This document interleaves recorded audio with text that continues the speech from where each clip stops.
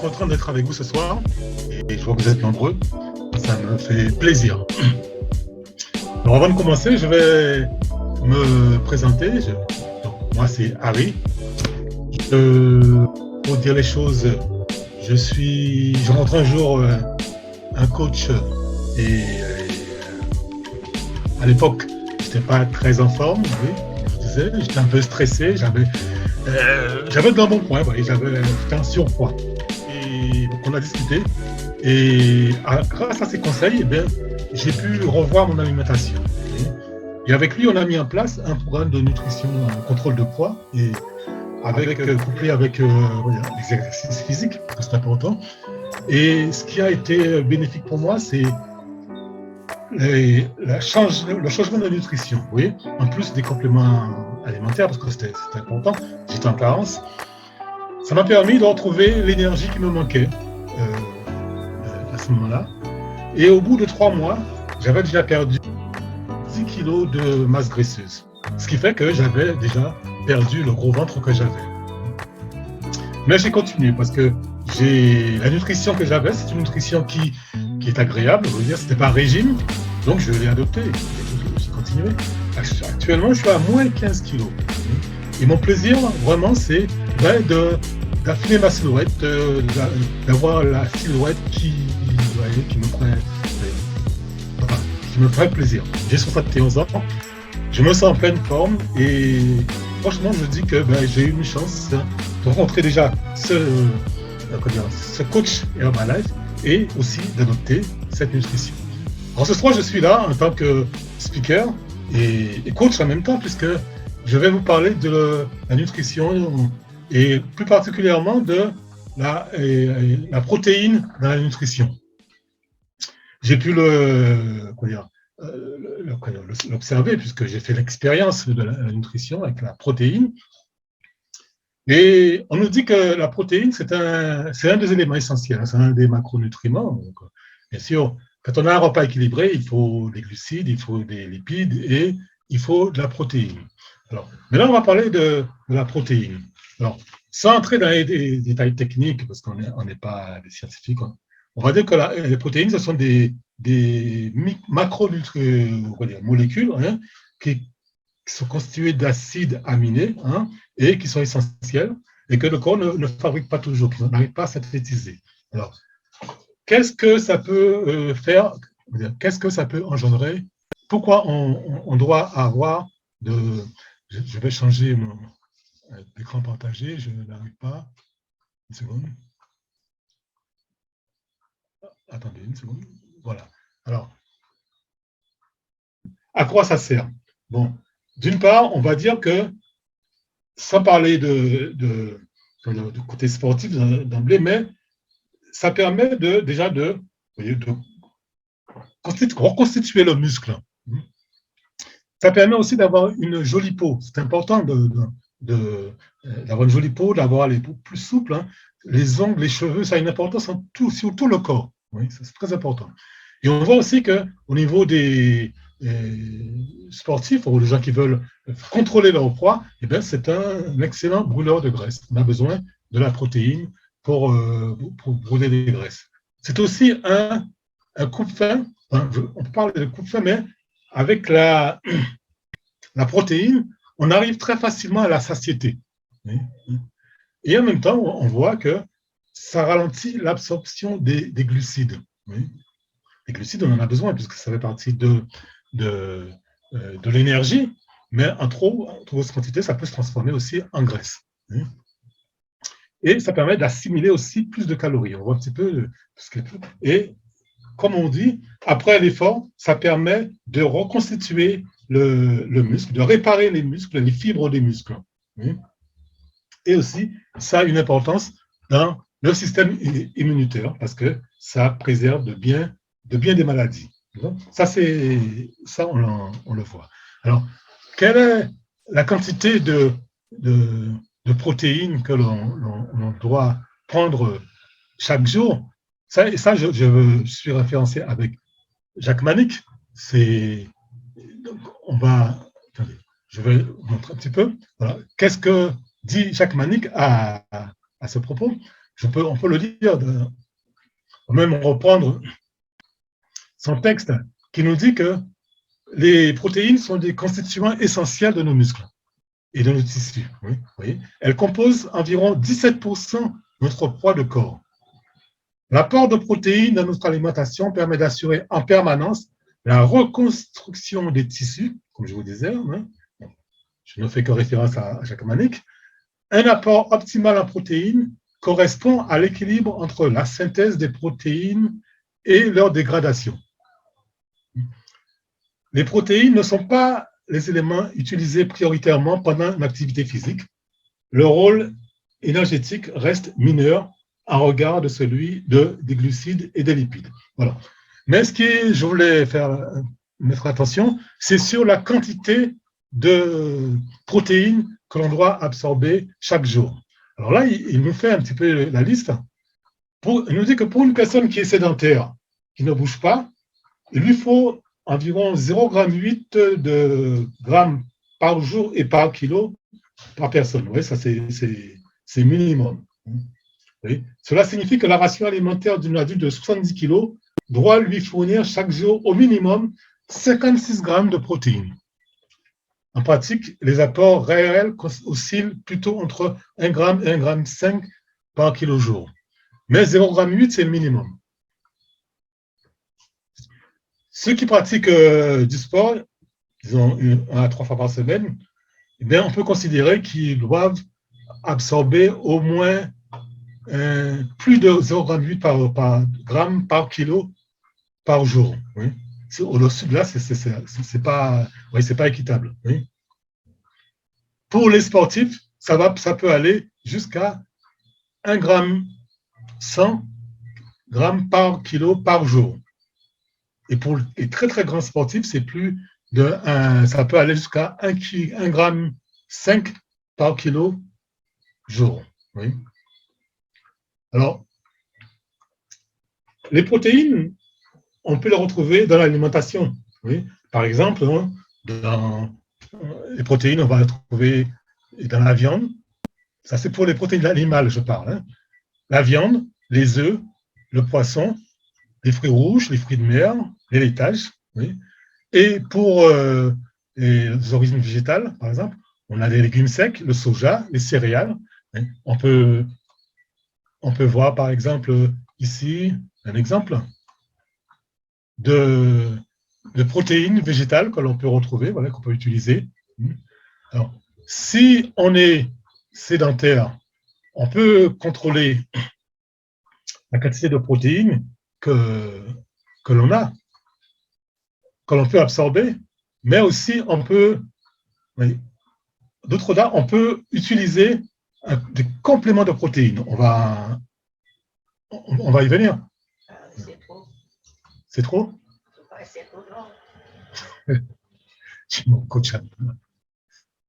Je suis en train de partager. Voilà, ça, ce sont les protéines d'origine animale.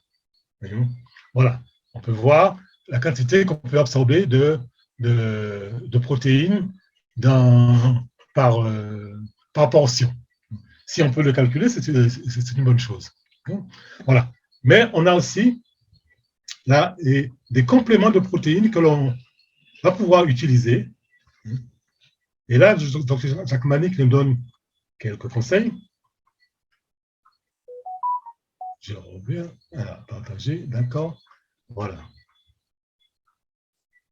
Par exemple, pour les sportifs, on va utiliser des compléments de protéines.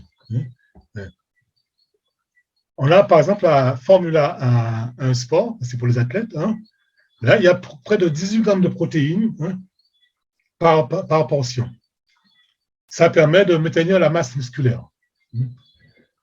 On a aussi le prolong aussi. C'est idéal pour les sports d'endurance. On a aussi le mélange de boissons protéinées, enfin, le mélange pour boissons récupération et des glucides. Donc, 36 grammes de glucides et 10 grammes de protéines par portion. Et là aussi, on a le rebuild strength, oui, après l'effort intense, eh bien, ça permet de reconstituer les muscles, hein, et ça contient plus de 25 grammes de protéines par portion. Ça, c'est un exemple de complément en protéines. Mais on va voir aussi qu'il y a la protéine est indispensable aussi pour les personnes, on va dire des personnes vieillissantes. Parce que quand on vieillit, on perd une partie des muscles. Et on nous dit que les personnes qui prennent de l'âge, hein, ben, ils ont plus de risques s'ils ne consomment pas assez de protéines. Par exemple, je lis un article qui nous dit que de nombreuses études à grande échelle ont pensé que 28% des maladies cardiovasculaires, que les gens en vieillissant, on contacte plus de 28% de maladies cardiovasculaires. Voyez. Mais on nous dit ici que, bien sûr, il faut conserver l'activité physique. C'est important pour les personnes vieillissantes, comment dire, pas les personnes âgées, parce que ce n'est pas le terme, c'est nos seniors. Voilà, c'est le terme que je cherchais. Que dans l'anti-vieillissement, que les protéines jouent un rôle important dans l'anti-vieillissement des seniors. Oui. Et on dit que contrairement à une idée reçue, il ne faut pas que les seniors réduisent leur apport en protéines. Il est préférable qu'ils l'augmentent. Oui. Une supplémentation périodique régulière, surtout si elle est riche en leucine, permet un gain de masse musculaire et de force chez les seniors. Oui. Et ce qui veut dire que, par exemple, que les seniors qui ont une masse musculaire plus importante, ils ont moins d'accidents. Par exemple, ils se cognent moins, s'ils ont moins de problèmes, ils sont plus alertes. Donc, c'est important qu'ils conservent une bonne masse musculaire. Hein, parce que leurs muscles vont être plus toniques, ils auront moins de risques de chute, comme je disais, hein, et ça sera moins dramatique. Et on nous dit aussi que le manque de muscles réduit la mobilité. Et que le manque de muscles est un facteur très important qui conduit à la dégénérescence corporelle. Et le manque de masse musculaire chez les seniors est un syndrome nommé sarcopénie. Alors, ça, je dois dire que je dois aller revoir ce que c'est parce que ça a certainement un incidence important sur le vieillissement. Mais on nous dit que, voilà, les seniors doivent conserver leur masse musculaire et même l'augmenter pour éviter les accidents. Ça, c'est la leçon qu'on doit retenir. Parce que un senior a du mal parfois à se bouger et des fois, il y a des accidents. Voilà un petit peu, en gros, ce que je voulais vous dire sur la protéine. Alors, si vous voulez garder une masse musculaire importante, si vous faites du sport, il faut aussi augmenter votre masse musculaire et aussi en prendre soin et le soigner en fait. Hein. Et la protéine permet cela, de reconstituer la masse musculaire. Donc, si vous voulez rester en forme et en bonne santé, il faut toujours surveiller l'apport que vous allez prendre en protéines, que ce soit en protéines végétales ou en protéines animales. Alors, ça, c'est très important. Moi, de mon côté, je privilégie la protéine végétale parce que dans la protéine végétale, il n'y a pas de graisse, saturée en fait. Hein, il n'y a pas la mauvaise graisse. Voilà un petit peu ce que je voulais vous dire très rapidement sur la protéine. Voilà. Est-ce que vous avez une question à poser avant qu'on termine?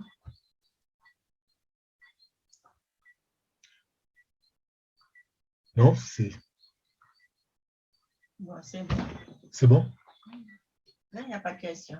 Très bien, Harry, c'était vraiment très explicite. Tu as vraiment abordé les points importants et c'est vrai qu'on n'avait même pas pensé à voir ça du point de vue des seniors. Donc là, tu l'as abordé et donc ça a été une info nutrition très utile. Donc pour nous rappeler que dans notre programme de nutrition Herbalife, eh bien, le check nutritionnel contient 17 grammes de protéines. On a vu tout à l'heure, pour quelqu'un de 70 kilos, il faut déjà 56 grammes de protéines par jour. Donc, si vous comptez un check à 17 grammes, la personne prend 2 checks par jour, ça nous fait 34 grammes, d'accord? Pour atteindre les 56, il nous en manque encore 22 grammes. Et on a vu tout à l'heure qu'un blanc de poulet, enfin oui, c'était 2 cuisses de poulet, ça représentait, j'ai vu, 24 grammes. Alors, si tu pouvais remettre la slide, Harry, avec les aliments, les sources de protéines, végétales et animales. Donc, c'est très important de ne pas sous-estimer la quantité de protéines dans son programme de contrôle de poids. Alors, quelqu'un à 70 kilos, sauf si c'est quelqu'un de très petit, il n'est pas en surpoids. Donc, vous voyez, une cuisse de poulet, voilà, une cuisse de poulet, c'est 23 grammes de protéines. D'accord? Alors après, on a le porc, c'est 29 grammes, mais l'inconvénient des viandes rouges, c'est que on a peut-être plus de protéines, mais on a aussi plus de toxines, de matières grasses, et donc c'est moins efficace pour le contrôle de poids. Et on voit les fruits de mer, hein, c'est une bonne source de protéines, 15 à 23 grammes. Ouais, ok. Alors les fromages, pareil, hein, bon, source de protéines, mais aussi source de matières grasses. Ok. Alors le thon, c'est une bonne alternative. Vous voyez, 100 grammes de thon, c'est déjà 23 grammes de protéines. Et le thon, bon, c'est du bon gras. Voilà, c'est un gras positif pour le corps. Donc, super, cette infonutrition sur les protéines, Harry. Donc, on te remercie d'avoir pris ce temps de nous sensibiliser là-dessus. Voilà, donc s'il n'y a pas de questions, les amis, eh bien, écoutez, on se dit demain, rendez-vous pour le jour 4 de notre challenge. Alors, je n'ai plus en souvenir, je crois que c'est… Ah oui, c'est Gabriel qui va aborder aussi les protéines demain, les différentes sources de protéines. Donc, on aura une approche là, par quelqu'un de plus jeune. Et donc, rendez-vous demain, 19 h. Alors, pour suivre cette info nutrition.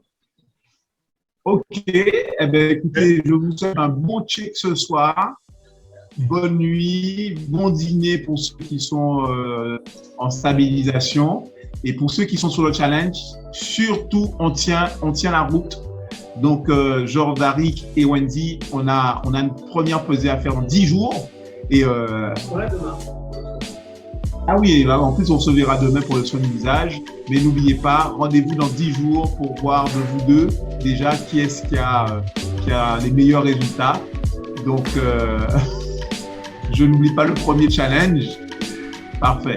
Bien, les coachs, eh bien, on a hâte de vous écouter dans les prochaines infonutritions. Harry, eh bien, ça sera à toi de nous donner le mot de la fin. Je vous dis simplement, écoutez, merci de m'avoir écouté et je vous souhaite de passer une bonne soirée et un bon chèque. Voilà. Tenez bon pour les 21 jours. Voilà. Bonne soirée à tous.